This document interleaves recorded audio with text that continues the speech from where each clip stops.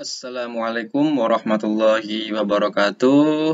Anak-anak bangsa Indonesia yang sangat saya kagumi, saya banggakan. Bertemu lagi kali ini di channel Kreto Ilmu, channel media pembelajaran, yang dimana anak-anakku tersayang semuanya, minggu kemarin kita sudah bahas tentang pengertian, struktur, dan definisi dari teks biografi. Sesuai dengan janji saya, kali ini atau di pertemuan minggu ini, kita akan membahas tentang kaidah kebahasaan teks biografi atau yang biasa disebut sebagai unsur kebahasaan teks biografi. Oke, di sini perlu diingat bahwa dalam teks biografi itu ada kaidah. Nah, kaidah itu biasanya terdapat dalam bentuk tata penulisan, baik kalimat yang menjadi contoh dalam teks biografi atau di dalam teks biografi. Semua contoh teks biografi itu pasti ada segi kebahasaan yang termuat di dalamnya. Oke? Nah, setelah kita ketahui bahwa berbagai unsur kebahasaan di sini terdapat ada beberapa cantuman atau kaidah. Yang pertama tentang kata penghubung, ya. Kata hubung atau konjungsi. Perlu kita ketahui dalam konjungsi itu merupakan hal yang biasa kita ketahui, ya. Konjungsi itu berarti kata sambung setelah kata dasar atau kata utama. Oke, yang pertama, kata hubung yang terdiri atas kata hubung adalah kata yang berfungsi sebagai penyambung antara satu kata dengan kata lain, ya, dalam sebuah kalimat, dan juga kata hubung antara satu kalimat dengan kalimat lain. Yang kemudian, yang kedua nih, apabila kata hubung tersebut berfungsi sebagai penyambung kata dalam sebuah kalimat, kata hubung itu dinamakan konjungsi antar kalimat. Contoh, dan, tetapi, lalu, kemudian. Nah, ini 4 contoh kata merupakan kata konjungsi antar kalimat. Jadi kata ini didasarkan pada kalimat-kalimat yang dihubungkan sebagai paduan kata atau parafrasa yang kemudian dalam bentuk paragraf. Contoh, saya akan contohkan di sini seperti contoh kalimat Andi dan Sudirman sedang melakukan perjalanan ke Jakarta untuk observasi. Nah, Andi dan Sudirman merupakan dua kata yang digabungkan dalam konjungsi dan. Kemudian teman-teman atau anak-anak semuanya bisa tambahi dengan tetapi di dalamnya lalu kemudian. Ini kata konjungsi yang paling gampang untuk kita ketahui. Oke, lanjut. Kemudian apabila kata hubung, yang ketiga nih, apabila kata hubung tersebut berfungsi menyambungkan antara satu kalimat dengan kalimat lain, kata hubung itu dinamakan konjungsi antar kalimat. Nah, kalau tadi kata hubung konjungsi intrakalimat, yang sekarang kata hubung konjungsi antar kalimat. Antara intra bersama antara itu beda. Kalau intra itu speknya atau ranahnya dalam hal kecil, ya. Tetapi antar kalimat ini per kalimat. Kalau intra kalimat tadi merupakan kata yang dihubungkan dengan kata lain. Sedangkan antar kalimat berarti kalimat satu yang dihubungkan dengan kalimat lain. Yang pertama yaitu oleh karena itu, akan tetapi, meskipun demikian, dan tidak hanya itu. Contoh kalimatnya,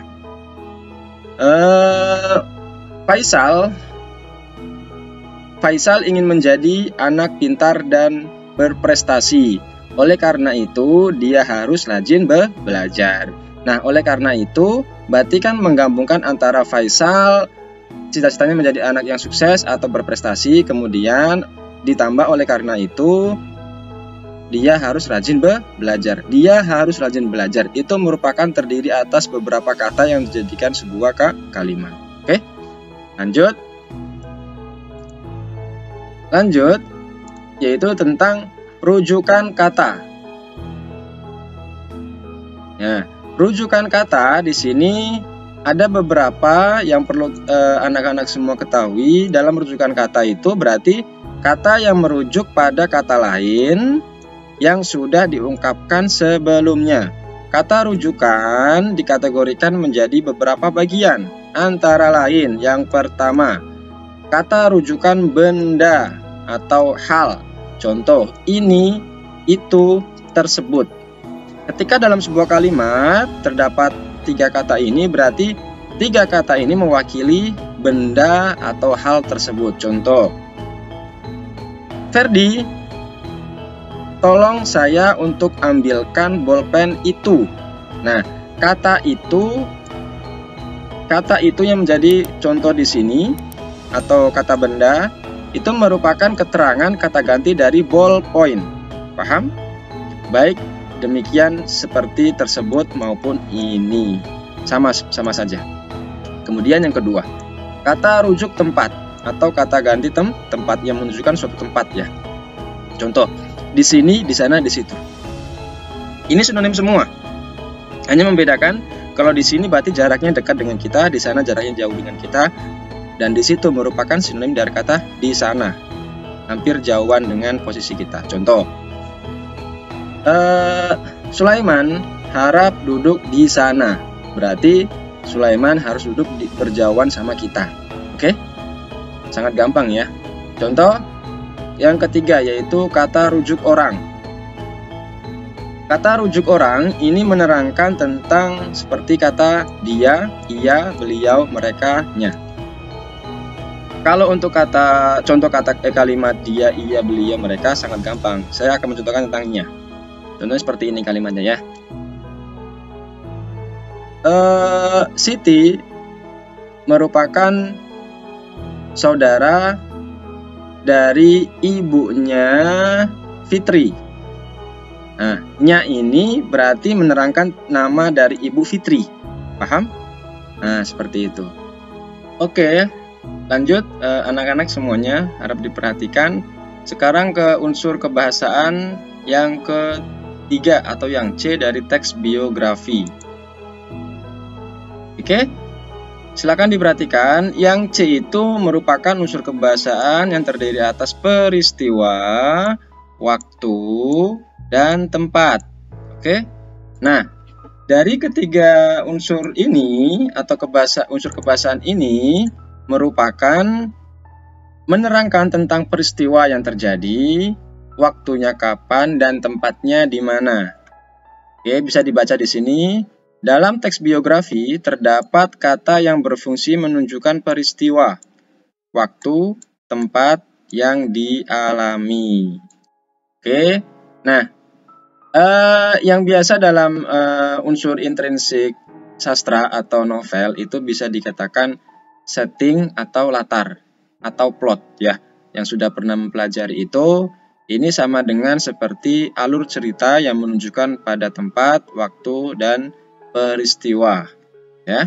Selanjutnya saya akan terangkan tentang contoh teks biografi. Oke, silakan disimak dengan baik-baik. Oke anak-anak, silakan diperhatikan. Di sini saya akan mencontohkan kaitan dengan kaidah bahasa tadi tentang praktek penerapan di contoh biografinya ya. Langsung saya akan praktekkan dan saya akan jelaskan biar supaya anak-anak semuanya paham. Oke, di sini sudah saya siapkan slide atau PowerPoint contoh biografi singkat dari Maradona. Siapa sih yang tidak kenal idola sepak bola zaman dahulu, bahkan namanya sekarang masih harum ya untuk kita kenal, karena Maradona merupakan satu-satunya legenda bola yang paling mudah untuk dicari biografinya ya, luar biasa, yang dikenal sebagai tangan Tuhan, yang atau biasa kita sebut golnya itu kontroversi ya, karena ngegolin pakai menggunakan tangan. Oke, lanjut. Langsung saja ke contohnya. Oke, dalam contoh ini perlu diketahui bahwa saya akan baca dulu ya. Oke, perhatikan. Biografi singkat Maradona. Diego Armando Maradona merupakan pemain sepak bola asal Argentina. Ia lahir pada 30 Oktober 1960. Ia mendapat julukan tangan Tuhan karena gol yang ia cetak pada Piala Dunia 1986 ketika melawan Inggris. Maradona merupakan pemain sepak bola berbakat. Setelah pensiun sebagai pemain, ia berkarir sebagai pelatih tim sepak bola. Beberapa yang pernah ia latih antara lain tim nasional Argentina, klub bola Al-Wasl, Tekstil Mandiu, Dorados, Racing Club, dan Fujairah. Sampai saat kematiannya pada 25 November 2020 kemarin, ia menjabat sebagai pelatih tim Gimnasia La Plata. Oke, harap diperhatikan dalam contoh ini tadi kita akan menuju ke kata hubung terlebih dahulu. Perhatikan, kata hubung tadi yang anak-anak ketahui. Di sini ada yang langsung kedua ya, yang urutan kedua ini. Kata hubung contohnya adalah dan, tetapi, lalu, kemudian. Bisa kita lihat di contohnya. Adakah kata hubung tersebut? Ya, adakah kata hubung tersebut? Bisa dilihat semuanya. Kata hubung dari dan, tetapi, lalu, kemudian. Oke, tidak ada. Jadi tidak ada masalah ya. Di sini tidak ada kata hubung yang menunjukkan kata hubung apabila kata hubung tersebut berfungsi sebagai penyambung, tidak ada ya. Oke, no problem. Yang ketiga, di kata hubung masih kita kaitkan dengan kata hubung. Contoh, oleh karena itu, akan tetapi, meskipun demikian, tidak hanya itu. Adakah di sini kata hubung yang terdapat pada tadi? Adakah? Ia lahir, kemudian setelah pensiun, adakah seperti itu? Oke, tidak ada lagi, tidak ada masalah. Jika tidak ada kata hubung tersebut, langsung kita menuju unsur kebahasan kedua atau B, yaitu yang pertama dulu. Kata rujuk benda atau hal, contoh ini, itu, tersebut. Adakah di sini? Ini, itu, tersebut. Adakah kata-kata tersebut? Oke, tidak ada. Lanjut. Jika tidak ada, bisa lanjut. Yang kedua, di sini, di sana, di situ. Adakah? Tidak ada lagi.